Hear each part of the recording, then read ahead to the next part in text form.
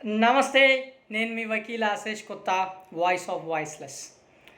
నిన్నటి నుండి చాలామంది ఆల్ ఐస్ ఆన్ రఫా అని తెగ దొంగ ఏడుపులు ఏడుస్తున్నవారు ఏం చెప్పడం మర్చిపోయారంటే, పాలస్తీనాకు చెందిన తీవ్రవాద సంస్థ అయినటువంటి హమాస్ నిన్న గాజా స్ట్రిప్‌లోని రఫా పట్టణం నుండి ఇజ్రాయెల్ రాజధాని అయినటువంటి టెల్ అవీవ్ మీదకు మిసైల్స్ ప్రయోగించిందని, ఇజ్రాయెల్ దేశాన్ని ఎంతో విధ్వంసం చేయాలని, ఆ దేశ పౌరులను పొట్టన పెట్టుకోవాలి అని.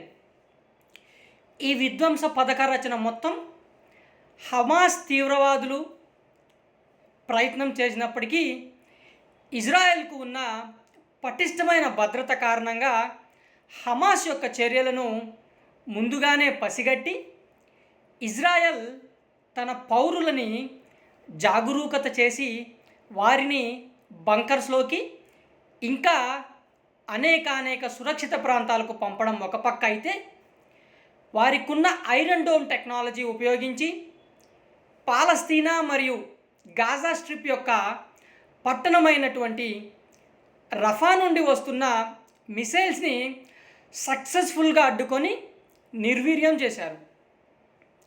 మరి ఇంత చేస్తే ఇజ్రాయెల్ ఏమైనా చూస్తూ ఊరుకుంటుందా? Israel started retaliating. In the process of retaliation హమాస్కు వెన్నతో పెట్టిన విద్య తప్పు చేయడం, హ్యూమన్స్ని షీల్డ్గా ఉపయోగించుకోవడం. గతంలో మన కశ్మీర్ లోయలో కూడా ఇదే పద్ధతి చూసాం. మన దేశ సైనికుల మీదకు రాళ్లతో దాడి చేయడం, అక్కడి లోకల్స్ను షీల్డ్గా వాడుకొని పారిపోవడం. మీ అందరికీ గుర్తు ఉండాలి, 2017వ సంవత్సరంలో వారు నేర్పిన విద్య అయినటువంటి హ్యూమన్ షీల్డ్ అనే విద్యని మన ఆర్మీ కూడా ప్రయోగించి మన ఆర్మీ జీప్కు ఫారూక్ అబ్దుల్ దార్ అనే ఒక లోకల్ కశ్మీరీని హ్యూమన్ షీల్డ్గా ప్రయోగించారు. దేశం ఏదైనా, ప్రాంతం ఏదైనా వాళ్ళ యొక్క ప్లాన్ ఆఫ్ యాక్షన్ ఒకటే: దాడిని ప్రోత్సహించడం లేదా దాడిలో ప్రత్యక్షంగా పాల్గొనడం. అటు పిమ్మట జనావాస ప్రాంతాల్లోకి తల దాచుకోవడం. హిందుస్థాన్ లాగా కాదు కదా ఇజ్రాయెల్. సో తన దేశాన్ని, తన దేశ పౌరులని కాపాడుకోవడానికి ఎక్కడి నుండి అయితే మిసైల్స్ వచ్చాయో తిరిగి వీరు కూడా టార్గెట్గా అదే పెట్టుకొని రిటాలియేట్ అయ్యారు. చీమల పుట్టలో వేలు పెడితే కుట్టకుండా ఉంటుందా? ఉండదు కదా. అందులో భాగంగా రఫా ప్రాంతంలో కొందరు చనిపోయారు.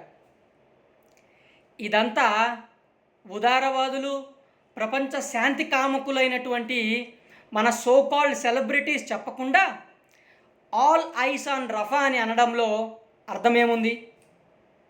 అవును, గత సంవత్సరం అక్టోబర్ నెలలో ఇదే పాలస్తీనా తీవ్రవాదులు ఇజ్రాయెల్ దేశానికి చెందిన 240 మంది పౌరులను మరియు దేశ సైనికులను బందీలుగా చేసుకోవడమే కాకుండా 1200 మందికి పైగా ఇజ్రాయెల్ దేశానికి చెందినటువంటి వారిని అతి కర్కశంగా, అతి కిరాతకంగా పొట్టన పెట్టుకున్నారు. ఆ రోజు ఏమైపోయారు ఈ ఆల్ ఐస్ ఆన్ రఫా అనే బ్యాచ్?